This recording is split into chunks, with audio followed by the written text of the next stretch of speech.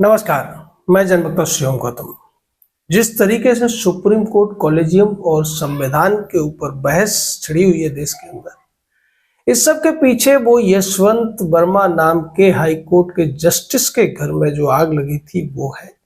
लेकिन जो कुछ हो रहा है ये देश के हित में होता हुआ नजर आ रहा है, क्योंकि जिस सुप्रीम कोर्ट के ऊपर कोई बात नहीं करता था, जिस कॉलेजियम पर कोई सवाल नहीं उठाता था, अब उस पर सवाल उठ रहे हैं और बार बार उठ रहे हैं। एक बार फिर से उपराष्ट्रपति जगदीप धनखड़ ने एक कार्यक्रम के दौरान सुप्रीम कोर्ट के ऊपर वही सवाल दोहरा दिए हैं जो उन्होंने कुछ दिन पहले कहे थे। दिल्ली यूनिवर्सिटी के एक प्रोग्राम में उन्होंने फिर से वही बात दोहराई कि संविधान के अनुसार संसद सर्वोपरि है, कानून बनाने का जो अधिकार है वो संसद के पास है और इस अधिकार को कोई भी संसद से छीन नहीं सकता है। सुप्रीम कोर्ट का एक दायरा है जिस दायरे का ख्याल सुप्रीम कोर्ट के तमाम जजेस को करना चाहिए। इस कड़ी में जिस तरीके से निशिकांत दुबे का बयान आया था उसमें कुछ शब्दों को लेकर हम असहमत हो सकते हैं, आप असहमत हो सकते हैं, लेकिन जो मूल भावना थी वो वास्तव में उसमें किसी भी प्रकार का कोई संदेह नहीं है कि सुप्रीम कोर्ट के जजेस ने जिस तरीके से अधिकारों का अतिक्रमण करने की कोशिश की है, संविधान के अनुबंधों को झुठलाने की कोशिश की है और मनमानी करने की कोशिश की है, उस पर सवाल तो बनते हैं और उस पर सुधारे जाने की जरूरत है।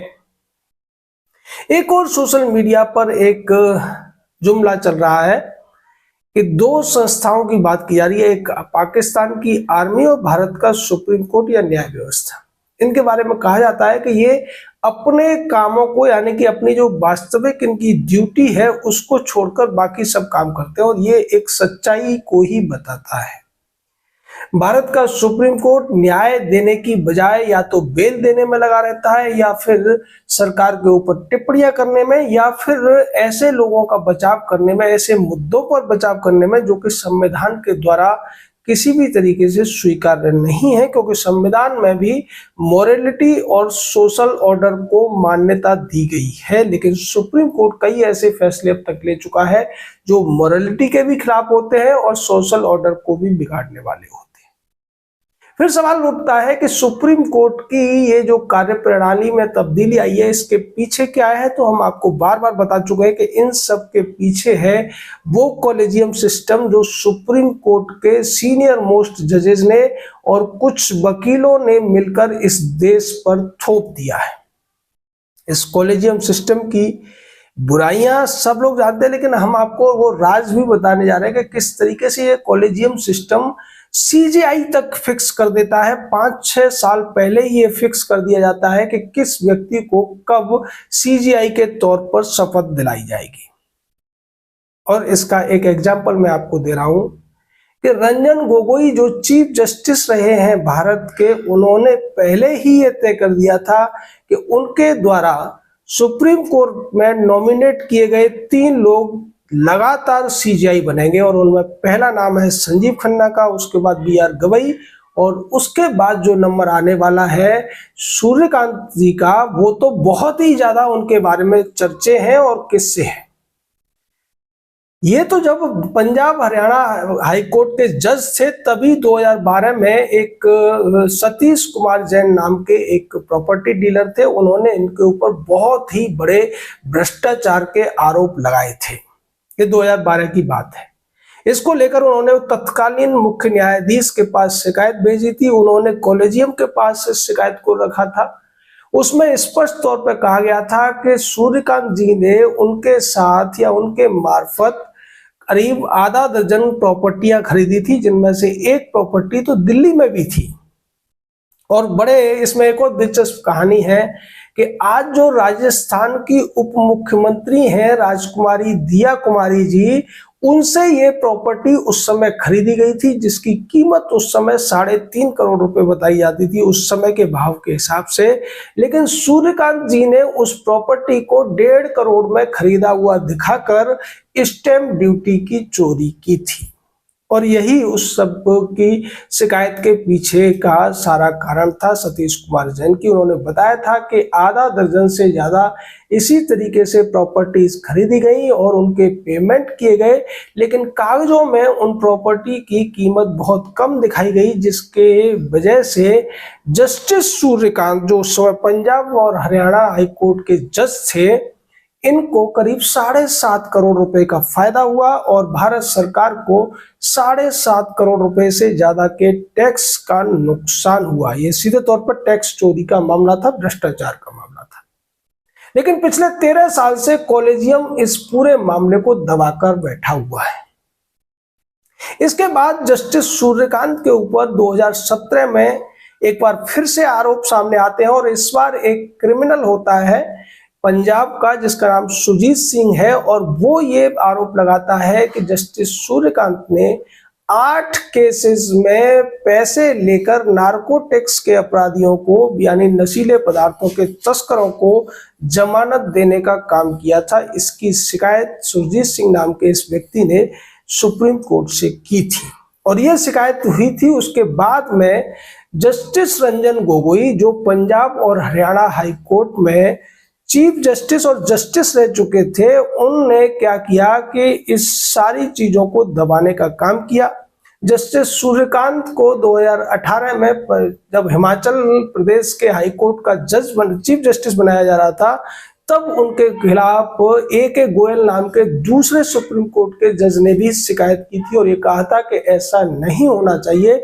उसके बावजूद जस्टिस रंजन गोगोई, जो उस समय CJI थे, उन्होंने जस्टिस सूर्यकांत का नाम chief justice of Himachal Pradesh के लिए आगे बढ़ा दिया था। इस नाम को केंद्र सरकार 9 महीने से दबाए बैठी थी, लेकिन उसके बावजूद रंजन गोगोई अड़ गए और उन्होंने सूर्यकांत को चीफ जस्टिस बना दिया हिमाचल प्रदेश के हाई कोर्ट का। उसके 1 साल के भीतर ही रंजन गोगोई साहब सूर्यकांत को ले आए सुप्रीम कोर्ट में और तब भी इसका विरोध हुआ था। और विरोध करने वालों में ताज्जुब आप देखिए कि लिबरल कहे जाने वाले प्रशांत भूषण ने भी इसमें लिखित शिकायत दी थी तत्कालीन CJI को और ये कहा था कि अगर ऐसा होता है तो निश्चित ही इससे सुप्रीम कोर्ट की साख को बट्टा लगेगा। जस्टिस सूर्यकांत को सुप्रीम कोर्ट नहीं लाया जाना चाहिए। उससे पहले जस्टिस रंजन गोगोई ने संजीव खन्ना को दिल्ली हाई कोर्ट से उठाकर सुप्रीम कोर्ट बुला लिया था, जबकि उनसे ज्यादा 33 जो जजेस थे सीनियरिटी में, उन सबको बाईपास कर दिया गया था। इस पर भी सवाल उठे थे और इसके लिए भी जस्टिस रंजन गोगोई ने जो तर्क दिया था, या बचकाना तर्क आप उसे कह सकते हैं, ये कहा था कि हमने उन्हें इसलिए सुप्रीम कोर्ट जल्दी बुलाया क्योंकि वो 6 महीने के लिए भारत के CJI बन जाएंगे और इस तरीके से दिल्ली हाई कोर्ट की तरफ से एक CJI और हो जाएगा, क्योंकि पिछले 20 सालों से दिल्ली हाई कोर्ट से कोई CJI नहीं बना है। भाई के सबरवाल दिल्ली हाई कोर्ट से आए थे, जो बाद में भारत के CJI बने थे। यानी कि आप CJI बनाने के लिए, अपनी इच्छाओं की पूर्ति के लिए, या अपने खासम खास लोगों को सुप्रीम कोर्ट में लाकर CJI बनाने के लिए कैसे कैसे तर्क देते हैं, वो इस बात से समझा जा सकता है। जस्टिस भूषण गवई के बारे में भी यही बात थी। जब उन्हें सुप्रीम कोर्ट लाने की बात हो रही थी, तब भी ये बात कही जा रही थी कि इनके पिताजी कांग्रेस के तरफ से MP रहे हैं, राज्यपाल बनाए जा चुके हैं, उनको न ला जाए क्योंकि राजनीतिक व्यक्ति है। उसके बावजूद जस्टिस रंजन गोगोई ने CJI रहते हुए, यानी कि कॉलेजियम का हेड रहते हुए, उन्हें सुप्रीम कोर्ट लाए और उनको भी फिक्स कर दिया कि वो आगे जाकर जस्टिस संजीव खन्ना के बाद में देश के CJI बनेंगे। चलिए, दोनों तो इनके ऊपर बहुत ज्यादा बड़े आरोप नहीं थे, लेकिन जो आरोप जस्टिस सूर्यकांत के ऊपर हैं और थे, उनको नजरअंदाज करके उन्हें सुप्रीम कोर्ट लाया गया और इस तरीके से लाया गया कि वो भी आने वाले 6 महीने के भीतर जस्टिस गवई रिटायर हो जाएंगे, भारत के 53वें CJI बन जाएंगे। एक ऐसा व्यक्ति जिसके ऊपर टैक्स चोरी के आरोप है, टैक्स चोरी के आरोप लगे हुए हैं और उनकी जांच भी नहीं हुई है, और वो आरोपों की शिकायतें दबा दी गई और उसके अलावा 8 लोगों को रिश्वत लेकर जमानत देने के आरोप है। वो व्यक्ति भारत का सीजेआई बनने वाला है। आप सोच लीजिए कि कॉलेजियम की मनमानी किस तरह इस देश की न्याय व्यवस्था पर हावी है, और इसका नुकसान केवल आम जनता को ही नहीं भुगतना पड़ रहा है। सुप्रीम कोर्ट में 70,000 से ज्यादा केसेस पेंडिंग है, लेकिन इसका जो दूसरा पहलू है वो भी जान लीजिए कि हाई कोर्ट्स के अंदर जो जजेज हैं वो भी इस कॉलेजियम की मनमानी से पीड़ित हैं। जैसा हमने संजीव खन्ना के बारे में बताया कि उनसे 33 और जज थे जो ऑल इंडिया सीनियर टीम है उनसे ऊपर थे। अगर जस्टिस गवई की बात की जाए तो इनसे भी करीब 8 जज सीनियर थे, उनको बाईपास करके इन्हें लाया गया, और जस्टिस सूर्यकांत से भी 11 जजेस सीनियर थे जब इन्हें सुप्रीम कोर्ट में लाया गया। यानी कि कोई भी जज ईमानदारी से काम कर रहा है तो उसके सुप्रीम कोर्ट जाने का चांसेस नहीं है। उसके कार्य प्रणाली, उसकी ईमानदारी, उसकी निष्ठा से नहीं, बल्कि सुप्रीम कोर्ट के कॉलेजियम की मन मर्जी से लोगों को सुप्रीम कोर्ट में लाया जाता है, और इस तरीके से लाया जाता है कि उन्हें कब और कैसे सीजेआई बनाया जाएगा ये भी पहले से ही फिक्स कर दिया जाता है। इसका एक सेट फॉर्मूला है कि अगर किसी व्यक्ति को 60 साल से कम की उम्र में, यानी कि आप सोच लीजिए 57 से 60 के बीच में अगर किसी व्यक्ति को सुप्रीम कोर्ट में लाया जा रहा है, किसी हाई कोर्ट के जज को, या फिर बार से किसी व्यक्ति को, बार से भी जो अतिरिक्त सॉलिसिटर जनरल वगैरह होते हैं, अटॉर्नी जनरल वगैरह को भी ये कभी कभी ले लेते हैं, तो उन लोगों को अगर 57 से 60 साल की उम्र में सुप्रीम कोर्ट लाया जा रहा है तो उसके बहुत ज्यादा चांसेस होते हैं सुप्रीम कोर्ट में चीफ जस्टिस बनने के। फिर आप सोचेंगे कि ये इतनी मेहरबानी होती क्यों है। इसके पीछे एक कारण तो ये है कि ये भाई भतीजावाद, नेपोटिज्म जो कॉलेजियम या सुप्रीम कोर्ट में चल रहा है, और दूसरा इसके पीछे कोई अन्य कारण भी हो सकता है, जैसा कि तुलसीदास ने भी लिखा था कि सुर नर मुनि सब ही की रीति, स्वार्थ लाग करे सब प्रीति। जस्टिस संजीव खन्ना ने तो अपना एहसान चुकाया भी था। जब वो सीजेआई रहते हुए रंजन गोगोई के ऊपर यौन शोषण का आरोप लगाया था उन्हीं की सहकर्मी ने, तो उसके लिए उन्होंने एक सुमोटो बेंच गठित की थी। इसमें वो खुद थे, जस्टिस संजीव खन्ना थे, और उनसे सीनियर एक और जज अरुण मिश्रा भी थे। अब आप सोचिए, कानून का एक सिद्धांत है कि जिसके ऊपर खुद आरोप हो वो खुद मामले की सुनवाई नहीं कर सकता, लेकिन यहां पर जस्टिस गोगोई ने सुनवाई की, उस पीड़िता को डांटा, वर्बली उससे तमाम बातें कही गई, और उस बेंच ने उस पूरे मामले को खारिज कर दिया, जिस पर सिग्नेचर किए थे जस्टिस अरुण मिश्रा ने और संजीव खन्ना ने। इस पूरे केस के जो आदेश था उस पर जस्टिस रंजन गोगोई ने सिग्नेचर नहीं किए थे, लेकिन सुनवाई उन्होंने ही की। ये जो पूरा मामला पेंडिंग है जस्टिस सूर्यकांत के खिलाफ, इसके ऊपर न तो कोई आरटीआई लग सकती है, न कोई जांच हो सकती है, न कोई एफआईआर हो सकती है, क्योंकि पहले ही सुप्रीम कोर्ट ने 1990 में एक रूल बना लिया कि किसी भी हाई कोर्ट और सुप्रीम कोर्ट के जज के खिलाफ कोई भी जांच, कोई भी एफआईआर होने से पहले सीजेआई की परमिशन लेनी पड़ेगी, यानी कि दूसरे शब्दों में कहें तो कॉलेजियम की परमिशन लेनी पड़ेगी। और ये कॉलेजियम परमिशन नहीं देगा, क्योंकि इसको अपने जो साथियों के दाग हैं वो अच्छे लगते हैं।